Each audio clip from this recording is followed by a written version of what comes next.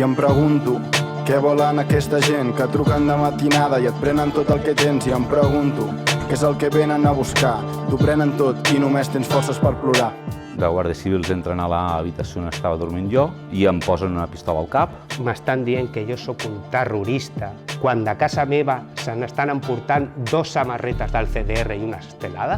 Encara ara no ho puc entendre. No puc entendre com es pot entrar dins de casa d'algú i emportar-se algú. No és una cosa que m'han fet a mi. No és una cosa que li han fet a l'Alexis.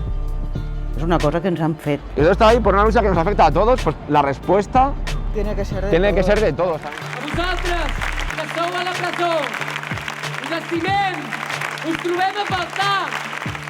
No ens trepitjareu com a poble, no ens fareu cedir davant la injustícia.